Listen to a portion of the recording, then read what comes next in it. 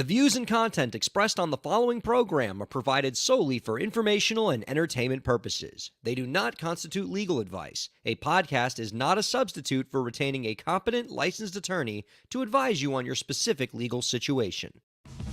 Break the business, play is work and work is play. Power into creators, have fun along the way. Break the business, doing what it takes. Celebrate success and learn from the mistakes. How's it going, everybody? Welcome to the show. It is time for Break the Business, where we empower indie creators and have some fun along the way. I'm Ryan Kairalla, and it is a pleasure to have you here this week. Let me just get this out of the way on the front end, because I know one of the co-hosts or producers or somebody's going to bring this up. So let me just inoculate against this on the front end, okay? As we record this on September 21st, on a Wednesday, it's my birthday, all right? There it is. Okay. It's my birthday, and I've mentioned it. It's the 37th birthday. It's a completely, fundamentally meaningless birthday, but I'm bringing it up on the front end so that we don't have to make hay of it.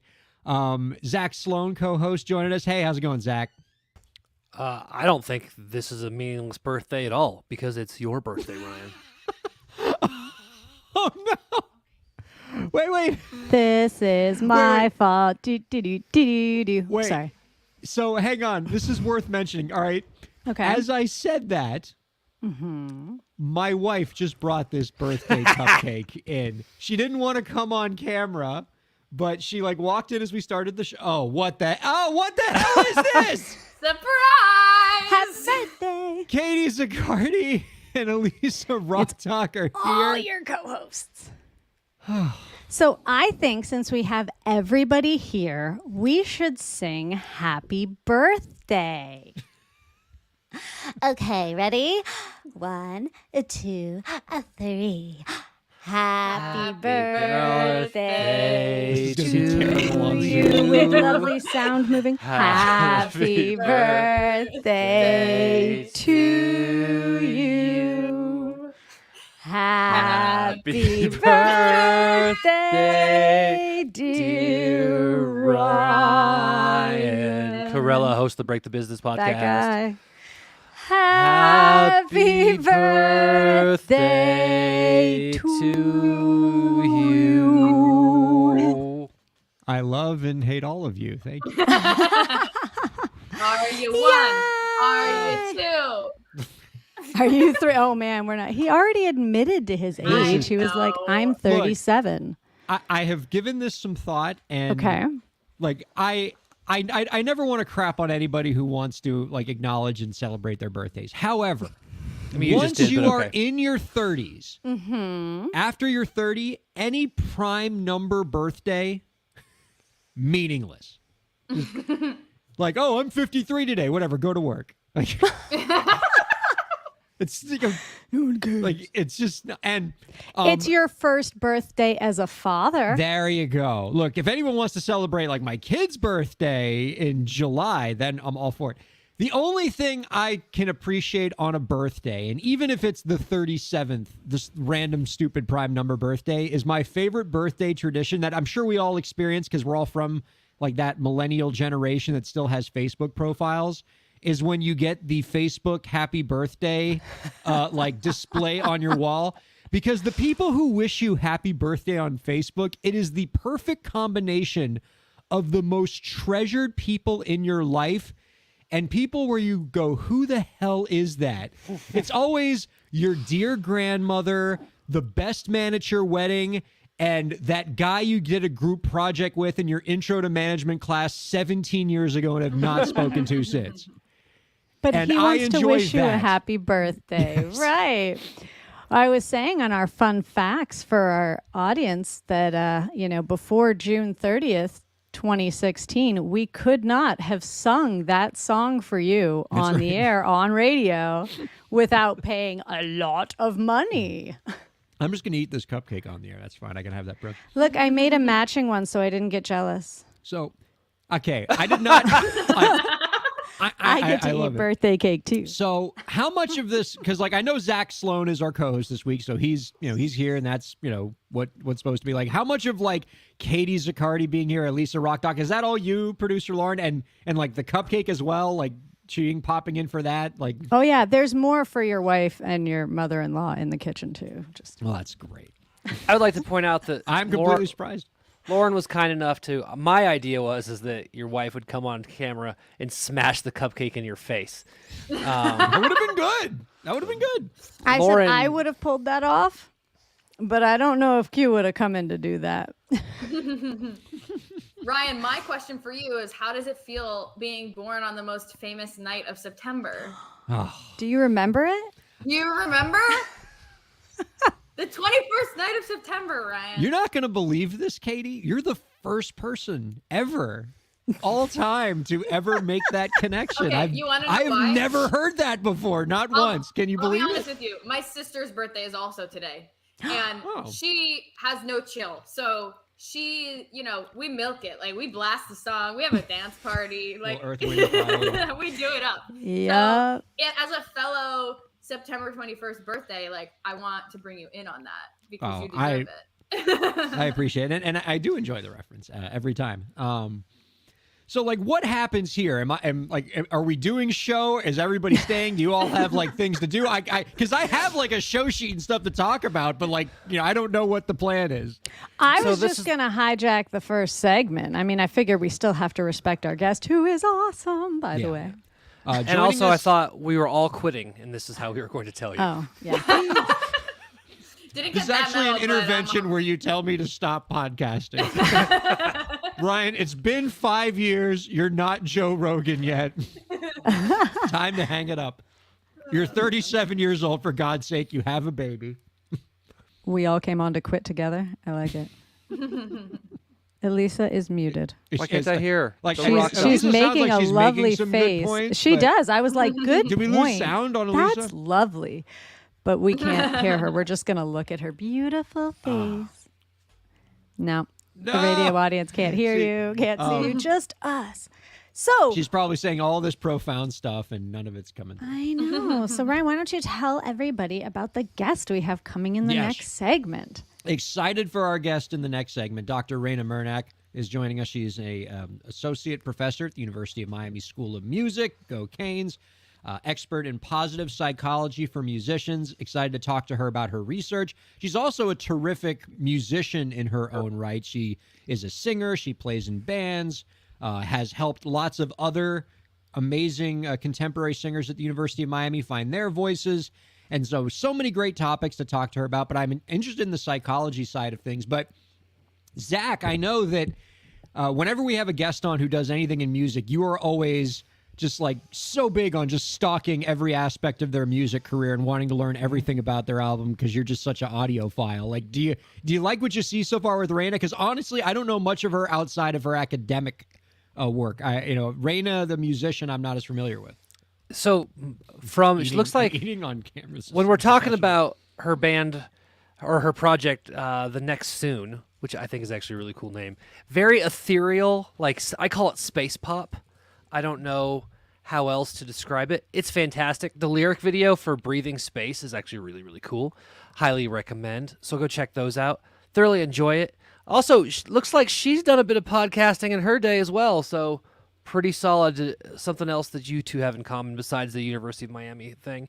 And also, it appears, and this is my deep cuts in Facebook stalking or Instagram stalking. Recently went to an Elton John concert. Looked like she had a great time. So, slamming.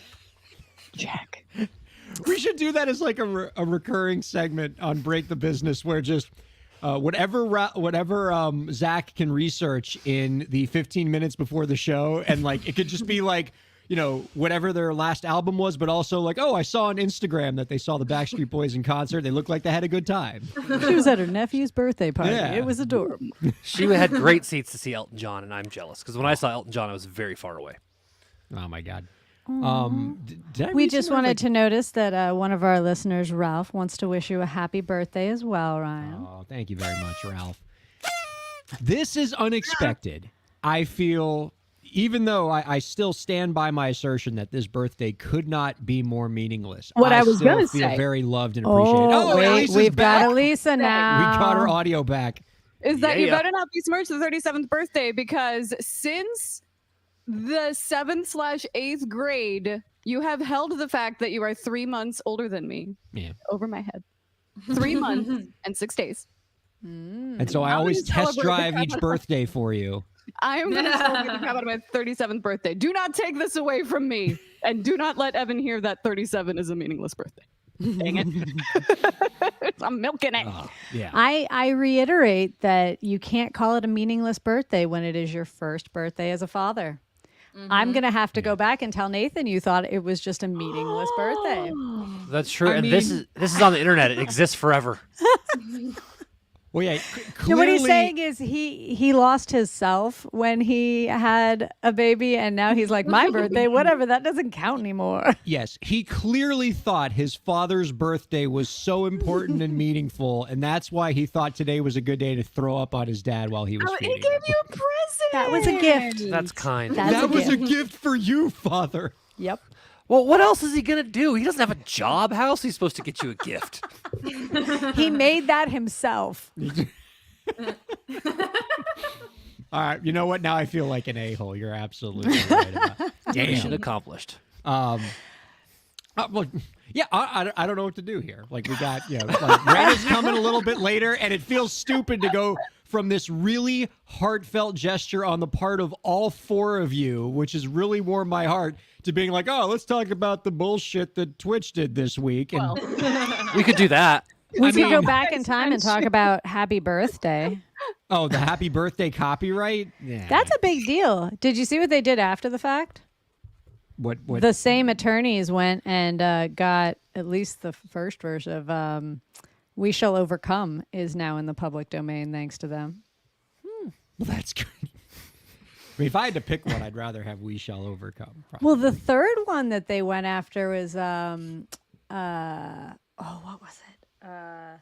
This Land Is Your Land. This land is your land. And I can't remember who the copyright holders are of that, but they're brilliant. So the two suits that have come after them, you can only make a claim if you can show a loss, right? Like, you can't just be like, I think this is wrong and I'm going to take you to court. Like, you have to have a clause, right? So the two cases that came up to try to get the rights or to claim that they shouldn't be allowed to have the rights to This Land Is Our Land, they settle out immediately. Like, they put something into paperwork and they're like, you have the right to use this song royalty free for the rest of eternity. And they just shut them up so they can't have a claim to lose it, which I thought was an interesting move. Yeah. Fun legal move. Look at you, producer Lauren, copyright scholar. I didn't know any of that. This is what happens this is when supposed to be you what I do for a research. living. Look, this is what happens when you research happy birthday on an entertainment law show. There you go.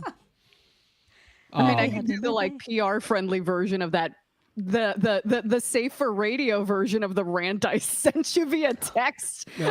I heard about this rant. I do want to like hate on Twitch, because in addition to September 21st being the meaningless birthday of your favorite podcast host, The best It day was- of September and a great birthday for Ryan. there you go. It was also the day that Twitch made an announcement that was met with a great deal of consternation from streamers everywhere. Basically, they had announced that they were going to reduce their payout rate for their select partner premium level streamers from a 70-30 split in the streamer's favor to a 50-50 split, which is the same payout that they give all the, us Affiliates. affiliate level streamers on the platform. And it's just crazy how it came together, because all the streamers have been pestering Twitch saying, hey, it's not fair that these premium level streamers are getting 70% and we're only getting 50%. We want the same thing they're getting. And Twitch said, you're absolutely right. We hear you. Everybody's getting 50% now. And we're like, that's not what we meant. No.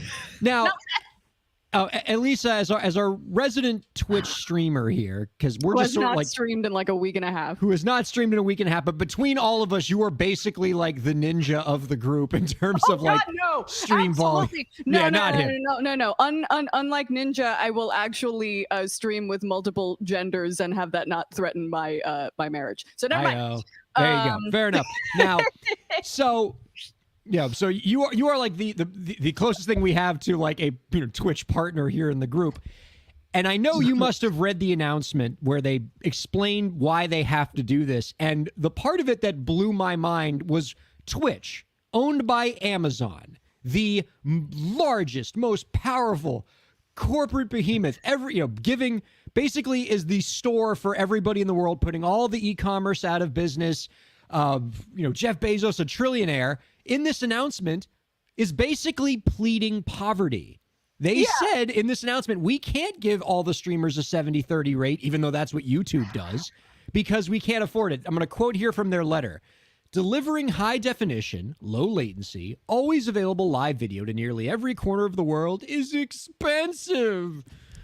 Using the published rates from Amazon Web Services interactive video service, which is essentially Twitch video, live video costs for a 100 concurrently connected user streamer who streams 200 hours a month are more than $1,000 per month. I don't know if that's true, and I don't know what those numbers which is mean. more than 40. That's someone streaming, I think, 8 hours a day at least for like doing the math. They're like, nobody does this. Yeah. Wait, Like, 200 nobody hours a actually does that month, much. so 50 hours a week. Yeah, that's Yeah, like, exactly. Like, yeah. We don't typically talk about this because, frankly, you shouldn't have to think about it. And we hope you don't think about it because if you did, you'd realize how ridiculous that number we gave you is and how it's completely untethered to reality. We'd rather you focus on doing what you do best. So to fully answer the question of why not 70-30, but to fully answer the question of why not 70-30, ignoring the high cost of delivering the Twitch service would have meant giving you an incomplete answer. How can Twitch, owned by Amazon, that just paid, I think I measured it here, $1 gajillion to get the Thursday night NFL football game, possibly tell that you cannot pay a affiliate level Twitch streamer who's, maybe making a couple $100 a month on the platform if they're lucky, 70% instead of 50%. And Lisa, I know you've been following like the bloodbath that Twitch is getting on Twitter right now. A lot of streamers are mad, yeah? Yes. sorry, my cat just had my cat was just saying, hell yeah. I hope I didn't just roll over your tail, baby. It's okay. It's frustrating as somebody, and another recent thing that they did is that they started rolling out they announced that they were lowering the payout threshold to $50 in select countries, of course, not including the US for now. And who knows when that's actually going to happen. But between basically cutting the revenue, like we thought like, hey, clearly this means you can redistribute your wealth, right? Right?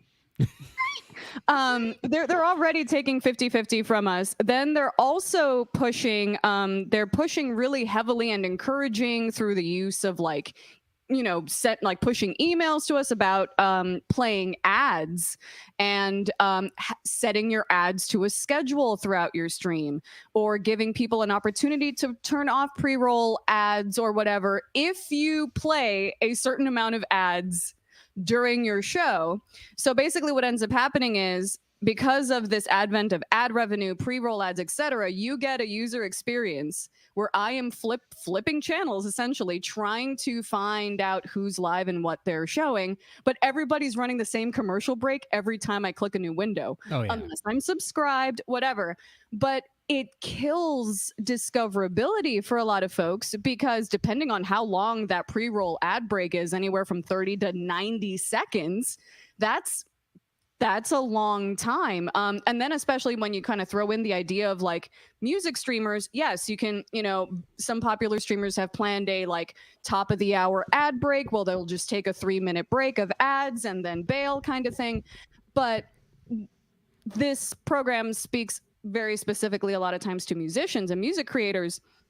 The experience that I have had constantly of being mid-song right at the final chorus, and then someone gets hit with an ad, and then I'll see it in the chat like, oh, that ad didn't hit at a good time. Like, oh man, I can't believe I missed like this part of the song or whatever. It's really annoying. But between limited payouts, and then when you sign these agreements, oftentimes you are not allowed to simulcast to any other place on the internet. Now, they recently rolled that back a little bit where they're allowing folks to simulcast to places like TikTok, but they're not allowing folks to do multi-stream, say on like a Twitch or a YouTube, where it's the sort of kind of same similar live video platform. It's essentially like, oh, cool, I can like prop up my phone and maybe, do something with TikTok.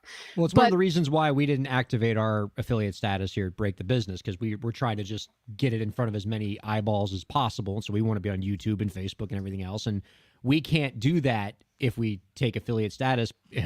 And granted, we're also missing out on the, $3 of revenue we're going to get every month. Yeah, exactly. Like I'm looking at my payout threshold and it's set at $100, and I don't get paid out until I hit $100 net 15. And who knows, depending on how large or small of an audience you have, how long that's going to take if they're taking 50-50 every time someone subs. And now it is September. Your subscriptions are like 20 to 30% off, depending on how long you buy them. But like, it's annoying that, they're also taking away the host feature, which I thought was a really great way of sort of building a community and like bringing other streamers and making sure that they are also on even while we're offline. They are privileging and muting the VODs and doing like DMCA stuff, etc. Which, hey, safe harbor, get it. But it's affecting folks that use licensed music, play music, especially hard when we can't build a community around other streamers when we're not live. Our VODs get nuked from orbit, or else we risk copyright strikes on our account getting taken down, period. Can't diversify our portfolio vis-a-vis YouTube or any other streaming platforms. And so it's like these little, it's almost like death by 1,000 paper cuts. And if they want folks to be exclusive, you got to pay exclusive prices, baby. Yep. You got to pay exclusive prices, baby. And this, I think, is one more show of literally, like, I don't know how many times you have said this, how many guests have said this on this show. No corporation cares about you as a creator. They only care about what you can deliver them vis-a-vis bottom line. Do not put your eggs in one corporate basket. They are a tech company like every other tech company. And they are like, and now that they're owned by a like public company, i.e. Amazon, they have basically shareholders to answer to, not us. Not us. So diversify your platforms, make sure that you are taking advantage and fulfilling your niche and adapting it to whatever platforms you are using, but use them multiple and encourage direct support through things like Bandcamp, Patreon, etc., even just like PayPal tips. Electronic busking, folks. This is what we're doing. So diversify your platforms. Do not put all your eggs in one basket, because they are one policy decision in favor of their shareholders away from taking away your livelihood. So, FYI. I have heard that sentiment from a lot of Twitch creators amid this announcement, where they're saying, look, we have our own like separate tip jar platform that you can, if you just want to give us money, don't give it to us. Like, if you tip us through Twitch, you'll get your cute little emotes or whatever. But Twitch is siphoning a great deal of that money. If you want to be able to put money directly into our pocket, use this other platform that we use, Venmo type thing. And, that makes a lot of sense. Here's the dimension of it that I'd like to dust off this old chestnut again from that I was bringing up like a year ago. I'd like to see this be one of those things that inspires a movement for streamers to unionize. Hey! And unionizing is tricky for streamers because there is a strong legal argument that antitrust law would prevent streamers from collectivizing against a platform like Twitch because, you remember, when employees like working at a factory, like, an Amazon factory, for example, in light of recent news, when they get together, they can essentially monopolize their labor force because federal labor law explicitly carves out those kind of employees from, antitrust law. We say that's a monopoly, but it's a monopoly we allow because we want workers to have equal power at the bargaining table. There's a strong legal argument that if Twitch streamers tried to do something similar, there may be because it's basically a bunch of separate companies trying to, monopolize against, another company. Like, the law doesn't love that. But there is some federal legislation that gets kicked around every year. I believe the most recent version of it was called the PRO Act that would specifically allow this kind of unionization, collective bargaining against music tech platforms like your Spotify's and your Twitches and things like that. And it's high time for it because in the 21st century, streamers are basically modern day employees. Like, before the advent of individual streamers, Amazon would be employing all of these people as employees for their platform, which means there'd be salaries, which means there'd be stock options. So when Amazon was sold when Twitch was sold to Amazon for $1 billion, if everybody was an employee, there would have been a quarter of that set aside as stock options for all the employees that made Twitch a $1 billion entity to sell to Amazon, but they didn't get any of that because they weren't employees, they were contractors.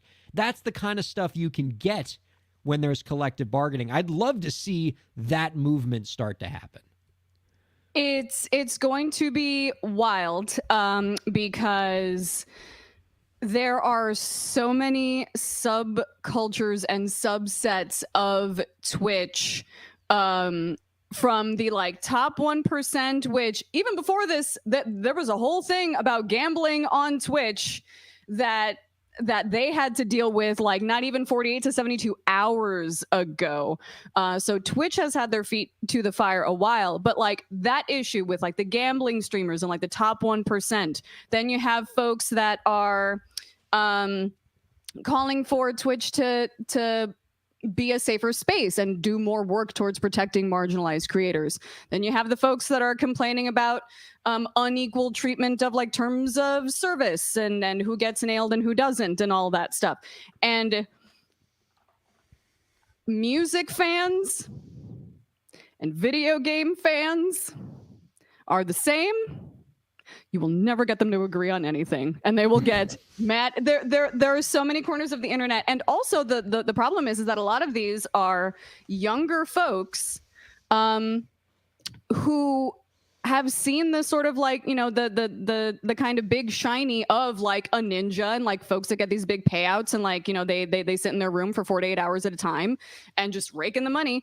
That's not how it works, and it's very exploitative, and they tend to exploit things well, if you really cared about this, or if you're really passionate about this, then you would work on this 24/7. And there are a lot of folks who have chugged that Kool-Aid because they've had to grind it out, streaming 8 hours a day to get where they are. And who knows if they would be willing to, kind of help the little guy, help this mass of affiliates and smaller streamers and smaller partners if they already got a fat check and they're chill with their endorsement deals and stuff. You know what I mean? So yeah. It's going to be hard to get a culture like that to agree because there are so many different subcultures within Twitch, each with their own figureheads that have their own ideas about what makes Twitch great and how to fix it. So it's going to be difficult, but the conversations are happening. Ultimately that's what we can start with, but hopefully the conversations lead to all these different kind of categories, groups, demographics of streamers realizing that what they have in common in terms of their interests are a lot stronger than the things that divide them, whether it's demographics, whether it's the way that they stream, whether it is differing levels of delusion about, I don't want to make things equal because I think I can be the next Pokimane, when really that's a lottery ticket. You have about as much chance of being that level of streamer as you would have 30 years ago being the next Madonna. Yep. It's the same kind of situation. And in fact, I think in a way it's almost more, what's the word I'm looking for? Like it's easier to get sucked into it in modern days, right? Because when you see the big time streamer, they're in their bedroom. Yeah. They're wearing clothes just like you. And so you can think, oh, I can do that. I can be that person. And so, it's easier to think that I'm just, if I just stream a little more, if I just put in a little more hours, if I just put a little more into my content, I can break through and be this top 1% of the top 1% streamers, when realistically that level of success as a Twitch streamer is so unlikely. It's basically a 0% chance. And it's become even more of a 0% chance because Twitch is saturated now. Maybe you had a shot before it was sold to Amazon and there was some new frontier that you could carve out for yourself, but the land's been tilled now. It's even harder to find a niche, and like it's even harder to get yourself discovered through all of, because of all of the reasons that I mentioned before. But I think what this is, and I think the amount of people that are speaking up against it on my timeline, I think, and even folks that are like, I'm seeing like industry professionals that like work in video games and like work for other platforms, like verified checkmark accounts that, work in marketing and comms, are speaking publicly about this sort of thing. So we might see a bit of a sea change happening because more folks are kind of pointing it out like, hey, if you're dropping this news at 3 a.m., it's probably not good, which they did. I think, however, all it's going to take is one more GTA 6 leak, and then that's going to be old news, and we were going to completely have forgotten that happened. So, who knows? Who knows? I mean, look, I was this close to ignoring this story because I was so excited that there was a new Monkey Island game that came out. What? Oh yeah, it's really. I hear it's really good. It's getting a really good reception. I've already started playing it and I dig it. So can I infer from your excitement, Zach, that you are something of a Monkey Island fan? Holy crap, dude! It's the best. Like I mean, I love those like point and click adventure games. I once streamed myself playing like the 1991 classic Loom on this channel just because I missed it so much. But I love Monkey Island, and yeah, for those of you who enjoyed that franchise, who love the point and click adventure games that LucasArts brought us and made us smile when we were just young millennials. There is a new one. They finally made a sequel after, it's probably been 20 years. Yes, and at least. It is really, really fun. And I was all ready to talk about that. I got so excited by that shiny object of a simple point and click adventure video game that I almost, didn't give this topic of a bunch of Twitch streamers getting screwed enough attention. And that's what happens when we bring Elisa Rock Talk in. I know. Yeah, You weren't even supposed to be here today. I suck the air out of the room. I light up a room and then leave. She found out you were talking about Twitch. Like, you thought she came in for your birthday, but she was like, whoa, Twitch, Wait, in. hold on a second. I I got thoughts. something to say. She has a kazoo in her She hand. does have a kazoo. I thought that was There a is vape pen at first. She just threatened you with a kazoo. Look. I know how to use this. Do I? Yeah. Do I? You blowing one end. So, all right. So we did get in the Twitch story after doing way too much navel gazing about my birthday. Shenanigans. But we're going to get things back on track. We're going to take a quick break. Excited as all get out to talk to Dr. Raina Murnak in the next segment. She's great, and you're going to want to stick around for it. Don't go anywhere. Keep watching Break the Business. Happy birthday, bye. Ryan Kairalla here. I hope you're enjoying the show, and I hope that you're getting a lot out of it. I do what I do because I care about creators like you. A lot.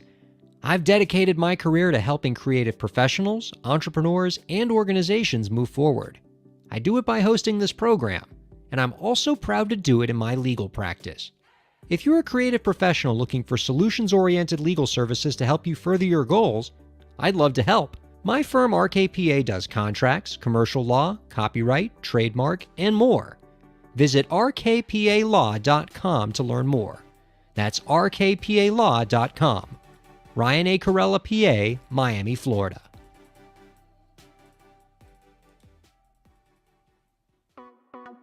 Streaming services for Break the Business provided by LEK Entertainment. LEK Entertainment is a full-service entertainment company offering everything from consultations to full-scale events and productions, including audio and video productions, voiceovers, staged theatrical productions, script and music development, and streaming services. For more information, visit lekentertainment.com. LEK Entertainment wants to help you bring your story to life.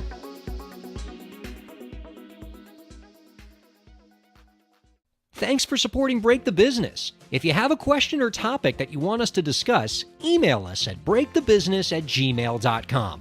You can follow the host, that's me, on Twitter at Ryan Kair, and you can follow the show at the BTB Podcast.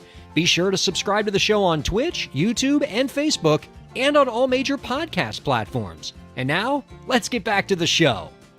Welcome back to Break the Business, everybody. You can check us out on all major podcast platforms, on Twitch, interestingly enough, as well as YouTube and Facebook and LinkedIn and Sirius XM 145. Much love to the good people at Slam Radio for giving us a satellite radio home. Ryan Kairalla here with Zach Sloan. Zach, I just saw this on Twitter from @DeanPCMad.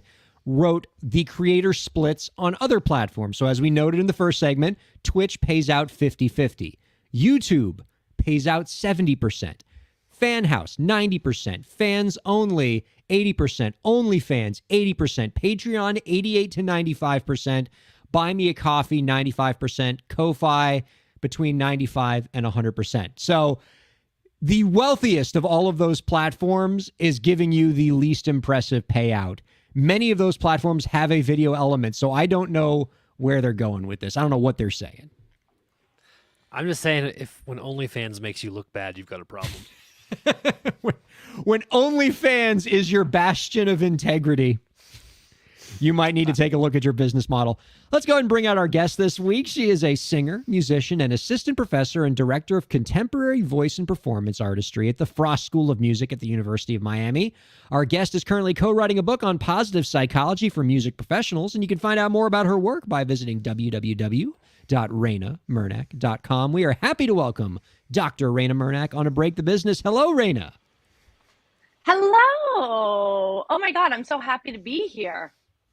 Happy to have you here. It's been a little bit of an evening. We got a little derailed in the first segment because every co-host showed up and inexplicably wished me a happy birthday. And despite me saying it shouldn't mean very much, I have very dear friends who it means a lot to them. And so now I got a smile on my face, which has only gotten bigger now that we're getting to chat with you.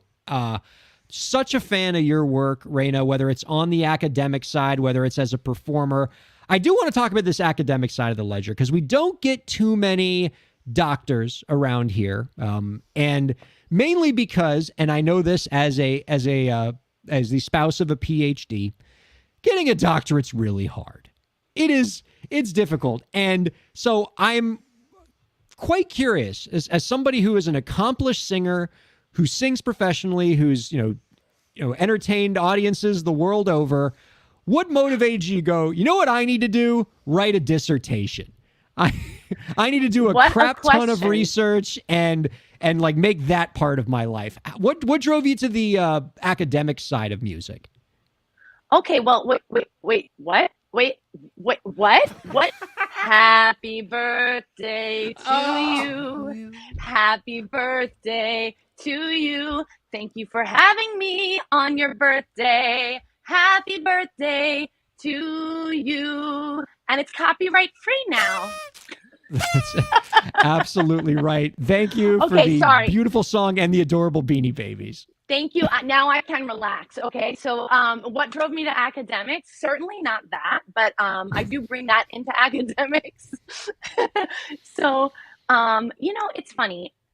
Music is such a weird path. And back in my day, when I was studying music, you could only really study classical music. So that's what I did. Like in high school, I was in the play and chorus. I loved music, and like all this love for music and the kind of music I love. And I was like, I mean, I loved all types of music, and I was a huge Depeche Mode fan and like loving music. So I want to go do music. And then what you had to do at that time, it's like, okay, now put on your aria and like pretend that you've been singing classical your whole life and you know what you're doing. And I was like, okay, like, so I was led into the path, the beginning path of academia for music. At that time, really just classical, because I didn't know how anybody learned about jazz without having like cool parents with like long cigarettes. Like, I don't know who those people were or how like children knew jazz, but my parents were certainly not playing jazz. Like, so they were playing a lot of other things. Like my mom was huge into R&B, and so I grew up with like Tina Turner and like like a ton of influences like that. But I ended up in school and I was so lost actually as to like, what am I going to do with this? Now, at the same time, I was thrilled to learn so much about music because I had really never studied music. I never had lessons before college. So it was all new and like exciting and it was learning. Um, but the further down that path I got, I realized like, well, now what? Like, and remember, this is not I'm not songwriting at this point. I'm not doing anything like that. And even though like the young me probably envisioned herself becoming a pop star, now I'm studying like Mozart and like now what? So like it was confusing. And I had a best friend at the time who's still my best friend. I shouldn't say at the time, it just sounds like it expired, but like, he's still around. His name's Marty. And he happened to be a year older than me. And I legitimately just did anything he did. So he applied for his master's, and I'm like, I guess people do that. So I did it. And he studied composition. And I was like, I guess that's what you do. So I did it. And then he applied for his doctorate. And I hate to say, I just did what Marty did. Like, this is not some, like, I found myself. Like, I literally sheeped my way into academia and then thought, Marty's got to be like, okay, quit copying me. I know, right? And he is also has a birthday a week away from mine. So we celebrate Eek Week where we're the same age for a week. And of course I copy him and then I turn his age. It just never ends, right? So then there I was, and I was still like literally having the same thought in my head. Like, I'm studying doctoral classical composition and vocal pedagogy. Now what? Because I really felt a little lost. I didn't know what. I truly didn't. But I did know one thing. During my master's and my doctorate, I was a TA and I enjoyed teaching so much. And at that minute, like of the beginning of my master's, I said, you know what? I feel like I want to teach college and I'm teaching college. So I envisioned myself working, but going to school for free, if that makes any sense. Because I went to school for free, because I had scholarships, because this is a little known thing that people should know. Most music schools, you can go to upper level school for free if you're a TA. You get a stipend and you get a tuition waiver, if you're lucky, So I really felt very blessed that I was like lost, but doing something I loved and also getting higher level degrees, so that by the time I was through that, I was so settled, like so happy about being a teacher. And I knew that that was one of the things I wanted to do in my life. And I do a lot of other things. So that like fell into place. But Ryan, there's no wise answer for that. Like, had Marty been a plumber, I would be under a toilet right now. Like, there's nothing, it's all Marty. Well, you're doing a lot with that, doctor, because you're in the midst of some pretty cool research right now that I do want to talk about. But yeah. I also want to give a little bit of attention to just the work you do as a singer. I know that Zach has spent the time just researching your bio as a performer and just sort of really becoming quite impressed and falling in love with what you're doing on the creative side. Do you want to chat with her a bit about that, Zach, before we get into the boring research stuff? Yeah. So upper level study of Mozart. How did you get from that to, the next soon? Oh my God. Okay. So the next soon was like my COVID project. Like I had a student named Daniel Lumperitas who's super talented. And we swapped out lessons in his like junior year. He taught me how to produce, and I taught him how to sing. So just from that very like short semester of instruction, I learned so much, and it opened my mind to what I could do. So when COVID hit, I was already kind of working on stuff like that. And it's funny, like if I sit down at a piano, I write very, very theatrical or singer-songwritery stuff, but I wanted to go about that straight up from production. So like all of the stuff I learned as a composer, it's sort of the way I take in the whole breadth of what a music thing feels like the feeling of it, the movement of it, the textures of it. So I do think very compositionally, even when I'm producing space pop, which I'm super stealing from you, Zach, like, thank you, like That's what I do. space pop. Yeah. So, yeah. And I just like, I don't know, like space has always been interesting to me. And I realized that I had written like only things about space for like quite some time, and I'm like, this is weird, maybe I should just do something with that. So I don't know, all the skills in music kind of like feed each other eventually. You just don't see it when it's happening, how it's gonna come out. Love it. And your It's a latest cool project, record, y'all. Check it out. Yeah, Thank you. Absolutely. But she's doing a lot of cool stuff, and she's got this record, and you also have a book that you're working on right now. Yes, You're I co-writing do. it. It's about positive psychology as it pertains to music professionals. And I'd love for you to kind of give us a quick understanding of it. First of all, for the uninitiated like me, who never took psychology in college and regrets it, because I would love just to be able to diagnose all my friends all the time. What is positive psychology, and what inspired you to research this area specifically as it pertains to musicians?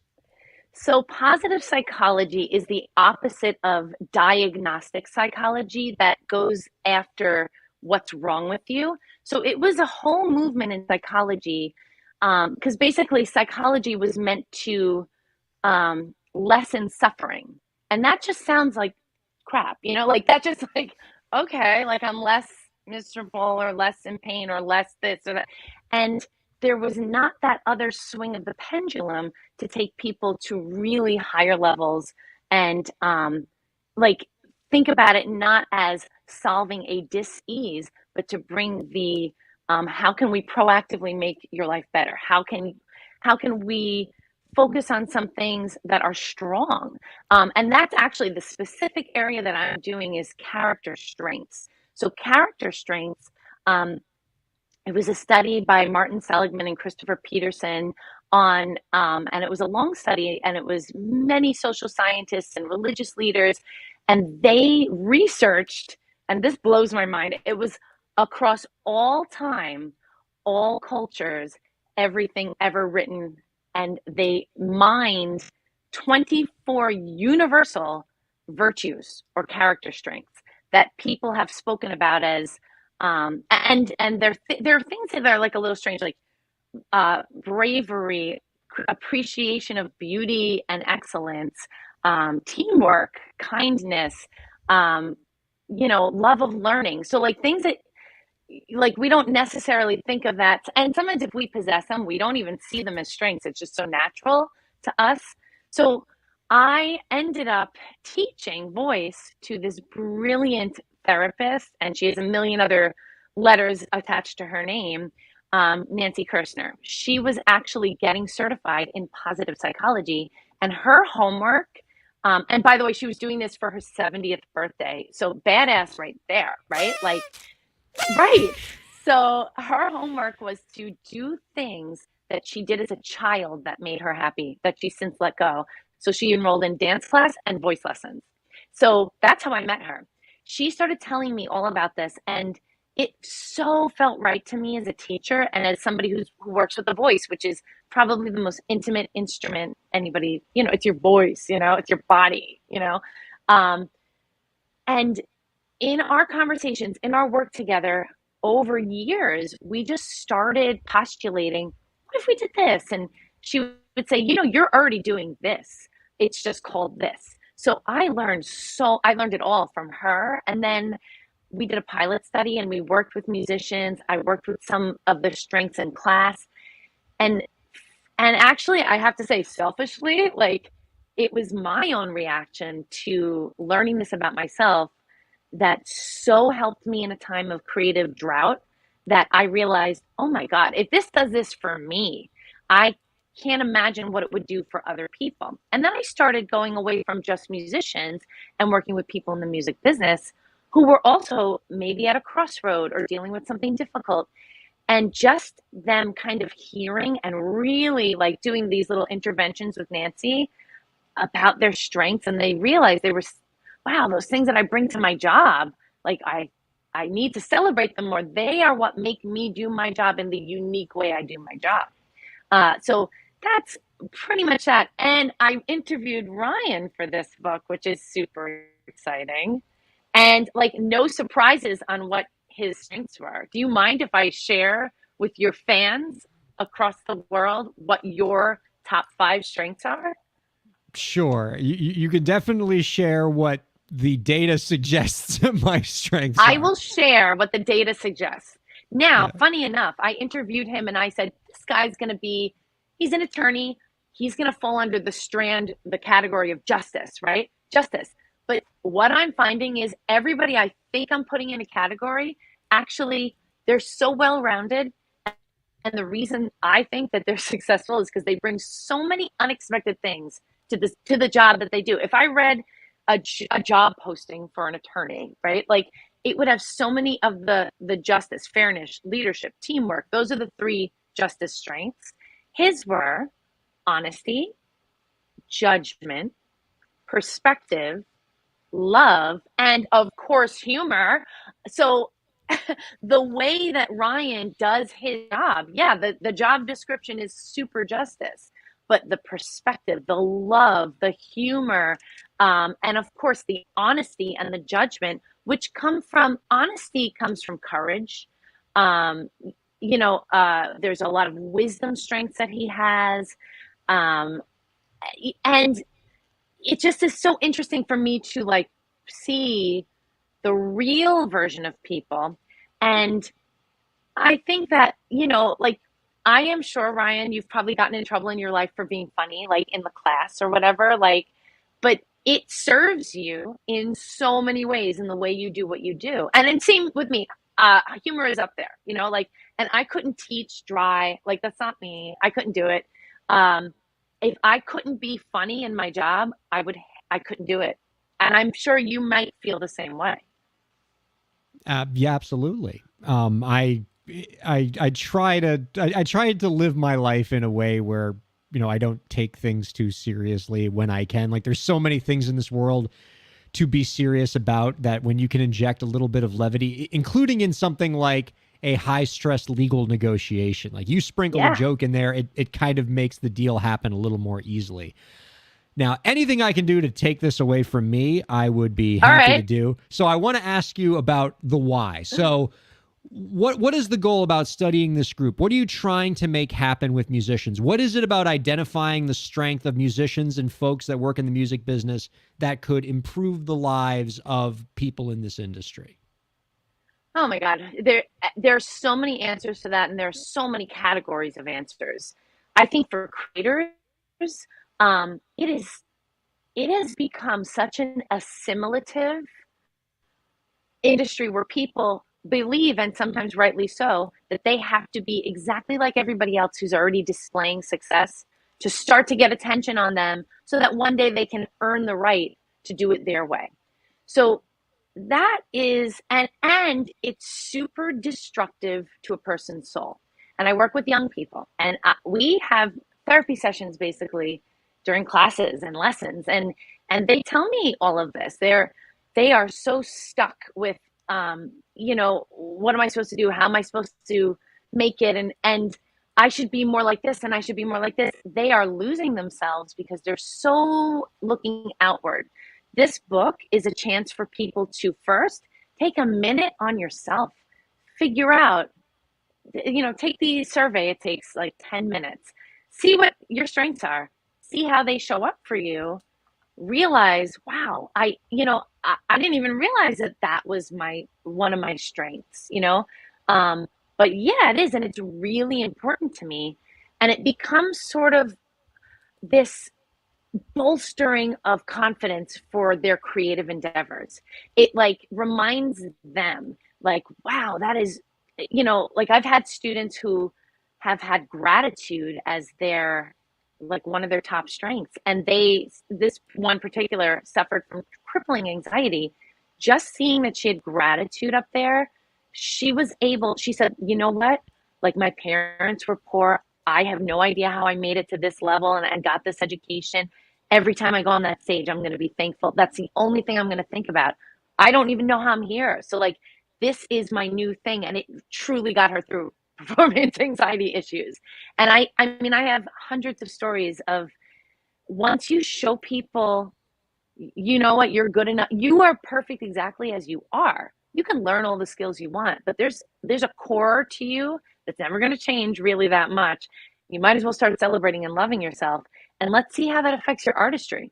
If you're really working from a place of confidence, you're creating differently and you're stepping out differently. And in the business too, I feel that people feel, especially, there's this myth of linearity in business. I did this, and that means I have to climb and do this, but this might not make you happy. Maybe you need to go somewhere else. Maybe you need to take another path.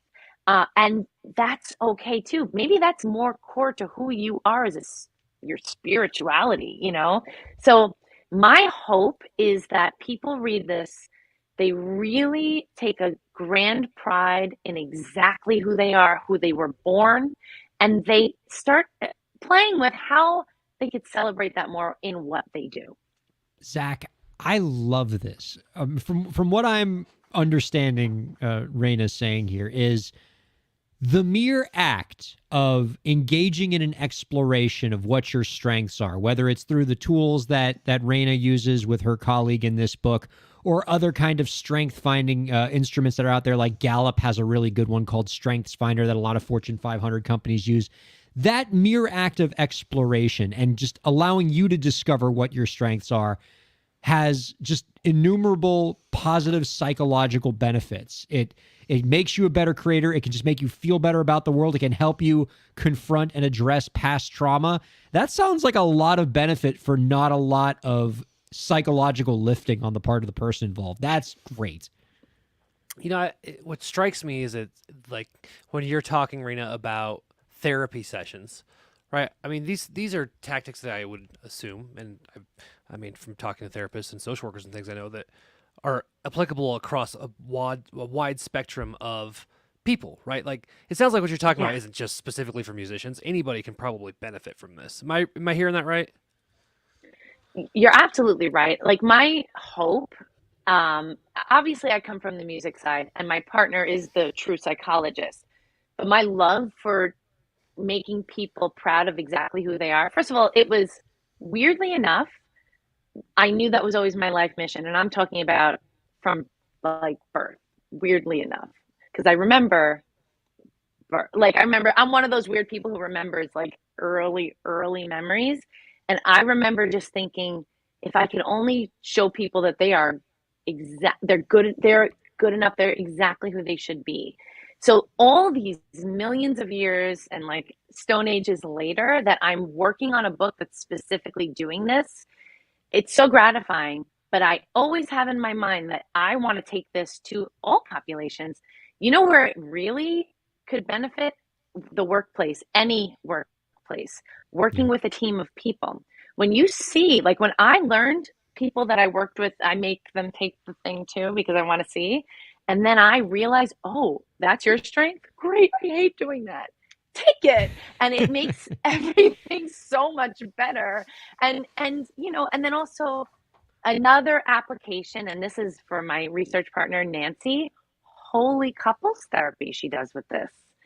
And she says that this has been like the number one tool that has gotten people to understand their partner.